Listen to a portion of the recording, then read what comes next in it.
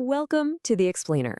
So, you're probably already pretty fluent, right? You can fire off those standard emails, you can hold your own in a meeting, but today, we're going to level up. We are taking your language from merely fluent to flawlessly precise by unlocking the subtle, advanced rules of English quantifiers. We are absolutely not looking at the basics today. Instead, we're getting into the fine-tuning, those hyper-precise grammatical choices that instantly signal high-level proficiency and total clarity.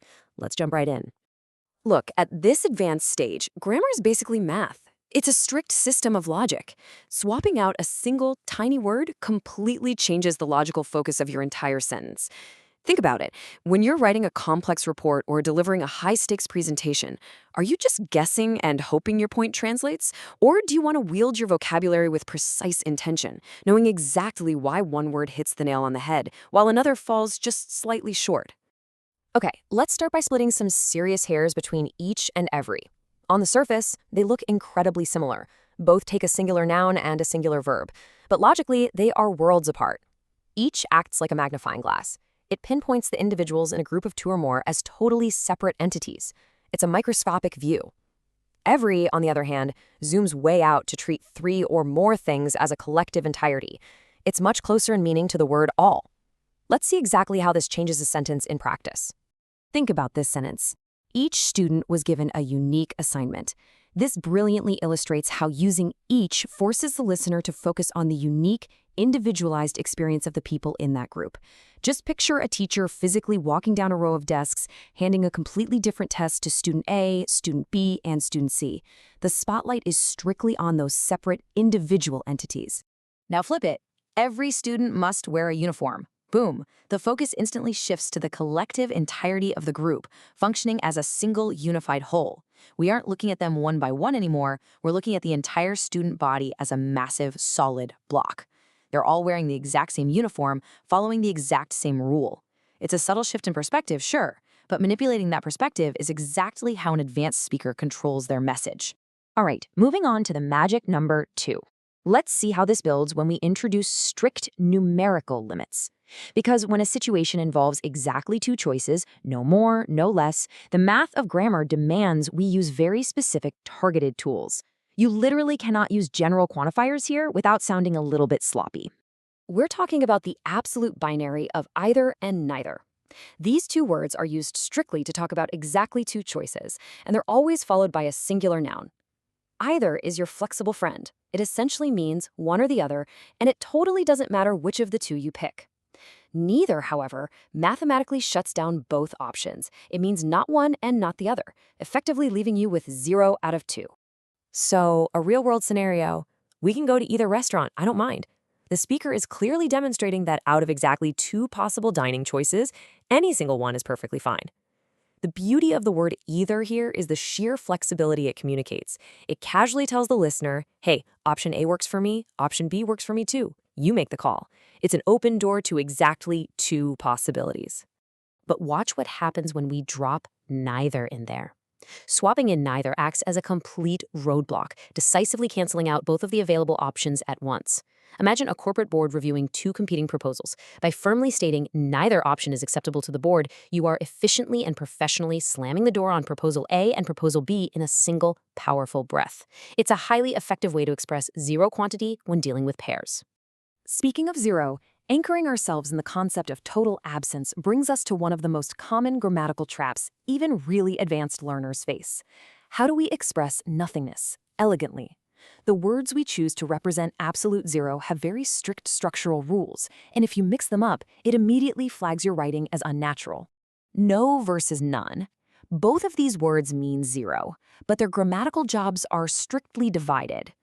No acts as a determiner. Think of a determiner as a word that is completely, inextricably glued to a noun. It literally cannot exist without it. None, however, acts as a pronoun. It's an independent operator that entirely replaces the noun. It can stand completely alone, or it can be followed by the word of. Let's break this down really quickly. I have no money. Notice how the word no desperately clings right next to the word money? It's modifying the noun directly. They're stuck together. But look at the second example. How much money do you have? None.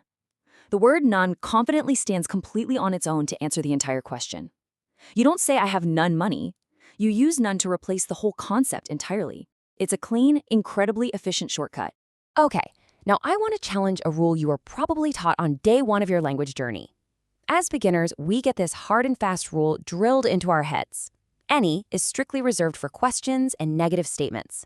Like, do you have any questions? Or, I don't have any time.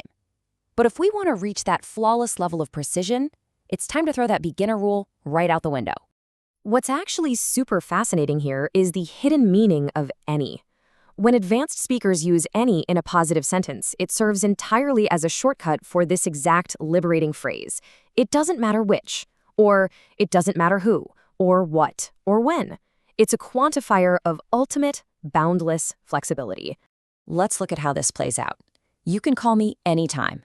This positive statement elegantly communicates that whether it's 2 p.m. or 2 a.m., the specific time you choose is completely irrelevant.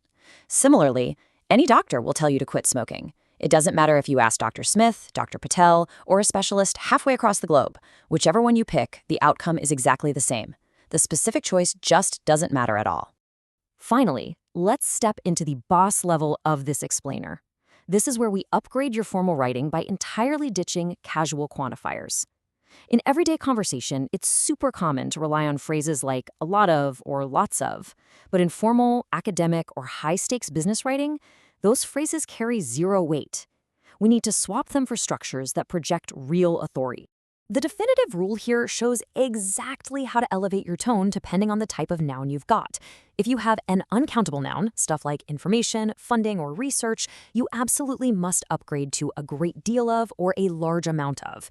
But if you're dealing with plural countable nouns, things you can physically count one by one, like people, reports, or errors, you have to pivot to a large number of or the majority of. Let's see this upgrade in action. Because funding is an uncountable noun. I mean, you can count dollars, sure, but you can't count the broad, abstract concept of funding.